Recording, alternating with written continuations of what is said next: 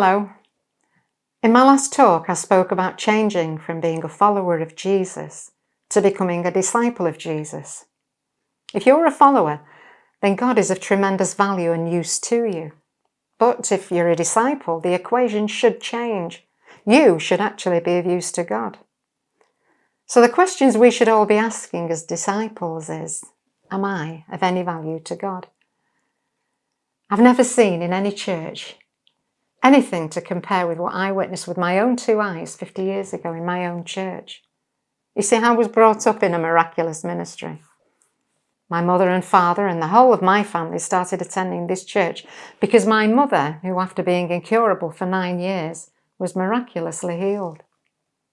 The miracles in this church were so impressive that Granada Television, at their own expense, produced an hour-long documentary of the events going on in the church. And they showed it on the television at peak viewing time to millions of people. This documentary was later shown in many countries of the world, and people from Greenland, Iceland, India, they came to the church looking for God's healing power. The highlight of the church's yearly calendar used to be a divine healing crusade when we'd invite everybody, Christian and non-Christian alike, and especially the sick, to attend. We were never disappointed. Tremendous things always took place. But one year the minister did something very unusual. He told us not to invite friends or church members or people who were sick because God had told him to hold this crusade specifically for the church members and that he should speak from the Sermon on the Mount. I was only 26 years old then, and I'd been attending the church since I was 9. And during the course of all those years, I'd learned a lot about God. I'd also become very involved in church activities. When at the age of 15, I'd become the church organist and church secretary. And I'd been asked to join a musical group as a singer. The church had answered so many of my needs and had helped me through many traumatic and lonely years after leaving home at the age of 16. Yeah, God had been a tremendous value to me, and I was glad that I was a Christian. But this Sermon on the Mount was different. I found that I wasn't being faced with Christianity. I was being faced with discipleship. And I had to ask myself the question, am I of any value to God? God began to challenge me about the practical things a Christian should be doing, like fasting, praying, almsgiving. To be honest, I'd never heard a sermon on almsgiving, so I didn't really know what that was. As far as fasting was concerned, this was something I thought people did when you were in dire need or dying. I didn't realise that these were things the disciples expected to practice as a lifestyle. I know for sure that this crusade for the church had been inspired by God, because after 6 meetings a week for a whole month, the minister had only gone through the first 8 verses of Matthew chapter 5. And the effect on the church was so devastating that he promised us he'd continue to preach the Sermon on the Mount until he'd finished. Well, it took 5 years. And those who had ears to hear in the church were turned upside down. I was one of them. During this intensive teaching, God challenged me to fast for a whole week on water. Now, this was a frightening prospect for me because I'd never even gone a whole day, let alone a week. I knew in my heart that if I stayed at home, I'd find it all too easy to give in to temptation and go for the biscuit barrel. So I hired a holiday cottage where there was no food to tempt me. I arrived at the cottage equipped with Bible, hymnal, and a book that contained a diary of the prophecies and visions and words of encouragement God had given me over the years. I looked round the house. It seemed so cold and lonely. I looked to see what facilities there were. I saw there was a television. I tried it and found that it didn't work. There was no radio or cassette player. There was an old-fashioned telephone, but it had a lock on the dial, which meant I could only receive calls. Nobody knew I was there. I panicked. God had challenged me to spend a week with him, but I didn't know him. He was a stranger to me.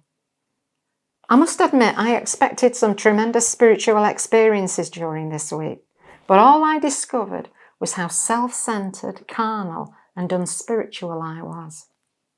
I think this was one of the hardest weeks God had ever asked me to live through, and I have to confess, I couldn't wait for the 7th day to be completed. In one respect, I think it's a relatively easy thing to give God your life because you can pass over all your burdens and problems and know that He'll take care of them. But it's a very different matter if God decides to accept your gift and use your life. This experience of fasting showed me that until now, whatever I'd given to God, I'd given of my own free will. Things I'd wanted to give Him. But now God had decided to put demands on me and was asking for things that I would never have dreamed of giving Him. And I found this to be very disconcerting and costly. And because I didn't refuse to give God this week, I found that He began to work in my life and do things that I never expected. Throughout my school days, I was chosen to sing solos and in concerts and festivals, etc. So it was a natural progression for me to sing and play the organ in the church because that's where my talent lay, in music. By the time I was 26, I'd fulfilled a lot of my ambitions, making records and, at that time, cassettes, and was even being paid an astronomical amount as a session singer with a company who produced radio and television jingles. Life for me as a singer couldn't have been better, as I was given a regular platform and recognition both inside and outside the church. But after this fast, God spoke to me and told me He wanted me to give up all my activities in the church.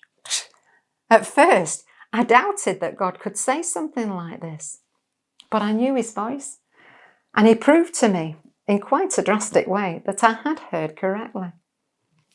I obeyed what He was asking, despite much protest from people, including the pastor. Well, one day a member of the church asked me why I'd stepped down from the platform, so I told her that God had told me to do so. She then said something which greatly surprised me. Apparently, for a few weeks, she'd been fasting and praying for me because she was concerned. And God had told her that I'd been in the limelight for far too long and I needed to be humbled. Coming from another person, I might have been very offended, but she'd just told me that she'd fasted and prayed for me. So I accepted gratefully what she told me. I'd never felt so close to God. I knew that at this specific period in my life, I was doing His will and not fulfilling my own ambitions and desires. And yet for all that, within a matter of a few weeks, I was out of the church, with terrible, wicked rumours following me. I've noticed one thing. People can only judge appearances. Whilst I was on view working in the church, they thought I was spiritual.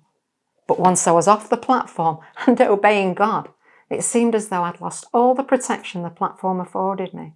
And the devil made a vicious attack, causing people to question why I'd stepped down. And of course, they came to natural conclusions, thinking that I'd fallen into sin and had had to be disciplined. So all their secret jealousy and envy came to the fore, and I found out what they really thought of me. To be quite honest, the brutality and viciousness of my brothers and sisters was just too much, and I ended up leaving the church. I almost lost my faith in God. But it was during this period of desolation that God really began to build up my life from scratch as He laid new foundations in my heart. You know, one of the most painful things I know is to face up to the truth. And God showed me how for all these years, I'd actually been serving the church rather than serving Him. A year after this experience, I started my Christianity all over again, but this time without the props of being on church platforms and singing in public. So now when I read my Bible, it was because I wanted to know God. When I prayed, it was because I wanted to commune with God, and it wasn't for what I could pass on to others in the church because I was in a position of authority. As far as I was concerned, I thought my singing career in the church was completely finished. And I said, God gives, God takes away. Blessed be the name of the Lord. Yet God was very merciful to me. And 3 years later, He put me back in the ministry.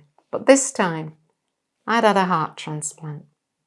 And my attitude towards my service for God was totally different and has never reverted to what it was before. I thank God for taking hold of this life of mine and making me do what I didn't want to do, because I know that His way is best. There's a verse of scripture which fits perfectly God's treatment of His children. Job chapter 23 verse 10 reads, "The Lord knows the way that I take, and when he's tried me, I shall come forth as gold." God bless you.